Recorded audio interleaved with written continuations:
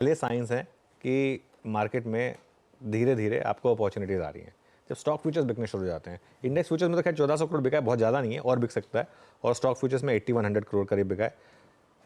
Index futures में एक चीज़ अब और क्लियर हो रही है, all of a sudden Nifty bank Nifty से ज़्यादा वीक बन रहा है। उसका कारण है आईटी और रिलायंस, जो थोड़े से ग्लोबली सेंसिटिव स्टॉक्स हैं। तो उसकी वजह से बैंक्स हमारे ग्लोबल सेंसिटिव नहीं है, इसके लिए अब मामला उल्टा हो गया। अब ज़्यादा निफ्टी गिर रहा है, बैंक निफ्टी कम गिर रहा है।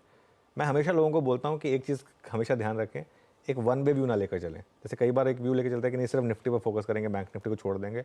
अब अगर रिकवरी आएगी तो बैंक निफ्टी में शायद पहले आएगी, और उसके साइन मार्केट दिखा भी रहा। आप देखिए निफ्टी का क्लोज फ्राइडे को डे लो पर बंद हुए, हम 1-1.25% नीचे थे। आप बैंक निफ्टी का चार्ट रख दीजिए इसी के सामने, डे लो से काफ़ी ऊपर और सिर्फ 0.5% नीचे बंद हुए। तो उसका एक बड़ा कारण था HDFC बैंक। खैर उस पर मैं आऊँगा, लेकिन एक चीज़ क्लियर बन रही है कि बैंक निफ्टी पर अब उतना प्रेशर नहीं है जितना निफ्टी पर है।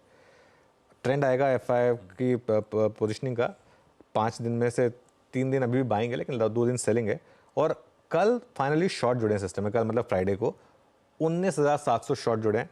हालांकि लॉन्ग्स ज़्यादा नहीं कटे हैं यहाँ पर, लेकिन 19,700 शॉर्ट जुड़े हैं। और वो जो हम एक टाइम पे 3 लाख नेट लॉन्ग पर पहुँच गए थे, अब हम उसके आधे पर हैं, 1.5 लाख। और 2 अगस्त को जो ये देखिए स्क्रीन, ये आपके बार ग्राफ बहुत ब्यूटीफुली आपको एक्सप्लेन कर रहा है।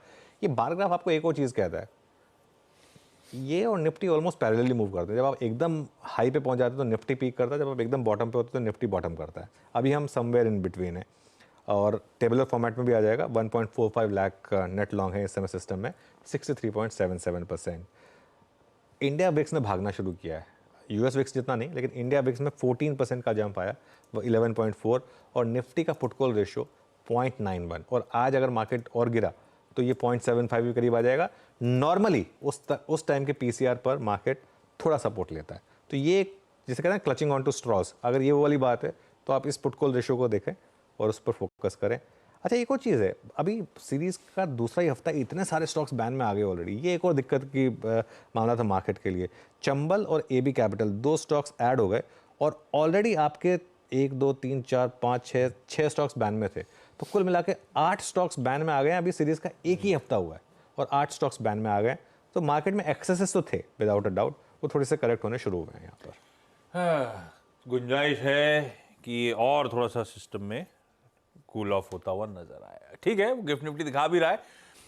फिर ऐसे में निफ्टी का अप्रोच, कौन से की levels on the way down watch out करना है, कैसे देखूं कि कोई साइंस ऑफ स्टेबिलिटी है, क्या हिम्मत बनाऊं लोअर लेवल्स पे फिर एक्यूमुलेट करने की, निफ्टी खरीदने की, यही सब सबके जहन में सवाल होंगे। क्या करना है, निफ्टी का अप्रोच क्या रहेगा आज के दिन? देखिए, निफ्टी पर आज सपोर्ट लेवल्स की ज़रूरत है मेंशन करने की, रेजिस्टेंस का कोई मतलब नहीं है। 24,500 से 24,550 उसके नीचे खुलने वाले हैं वैसे हम, अगर गिफ्ट निफ्टी सही है तो 20 डेमा आपका, और उसके बाद 24,200 से 24,300 ऑप्शंस बेस्ड। अगर ये भी टूट गया तो फिर 24,074 जो बजट डे लो है। देखिए, आज मैं निफ्टी पर कोई प्री मेडिटेटेड अप्रोच लेके नहीं चल रहा हूँ। आज मेरा ज़्यादा फोकस है थोड़ा सा लोगों को इस चीज़ पर ध्यान देने का कि इन्वेस्टिंग पर फोकस करिए और कैसे डिप को बाय करना है उस पर फोकस करिए।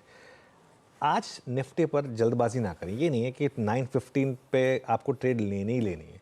9:15 टू 9:45 सिर्फ ऑब्जर्व करने का टाइम है, सिर्फ ऑब्जर्व करने का टाइम है। 9:15 टू 9:45 पहला घंटा देख लें, उसके बाद एक कॉल लें। या तो एक कॉल ये होगी कि नहीं आज ट्रेड करना ही नहीं है, या एक मार्केट आपको देगा मौका कि हाँ ठीक है, सुबह के डे का लो लगा के स्टॉप लॉस लगा के लॉन्ग ट्रेड करना है, या फिर सुबह के हाई का एक स्टॉप लॉस लगा के शॉर्ट ट्रेड करना है। जो भी है वो मार्केट आपको 10 o'clock तक 9:45 टू 10 के बीच में क्लियरिटी दे देगा। उसके बाद आप उस हिसाब से ट्रेड लीजिएगा।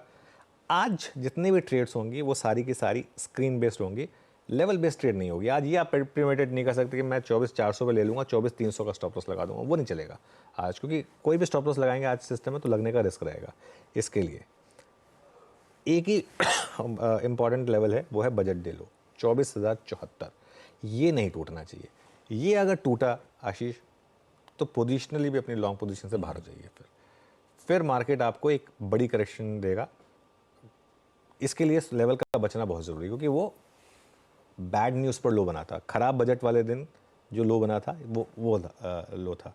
खराब बजट वाले दिन से मेरा मतलब ये नहीं है कि बजट खराब था, मार्केट के लिए ख़राब था बजट, टैक्सेस बढ़ना, ये सब हुआ जो हुआ वो मार्केट के लिए ख़राब था। इसके लिए 24,074 का वो जो लो है उसको आपको स्टॉप लॉस रखना है पोजिशनली। ओके, ये है निफ्टी 50 की अप्रोच। कहाँ नीचे की तरफ इंपॉर्टेंट जोन्स है वो ब्यूटिफुली एक्सप्लेन्ड। निफ्टी बैंक ध्यान रखिएगा, आज तो बैंक एक्स की एक्सपायरी का दिन है और साथ साथ निफ्टी बैंक के कंट्रीब्यूशन प्लेट रखिए या निफ्टी की कंट्रीब्यूशन प्लेट रखिए, दोनों में एक ही चीज चमकती हुई नजर आएगी, वो है HDFC बैंक। लास्ट 2 दिनों से अगर कोई समीकरण सुधारने या बचाने की कोशिश कर रहा है वो यही दिग्गज हैवी वेट है। थर्सडे को भी और फ्राइडे को भी इसी ने बचाया था। क्या लग रहा है निफ्टी बैंक? आपने शुरुआत में कहा था, अब तस्वीर उसकी थोड़ी बेहतर नजर आ रही है।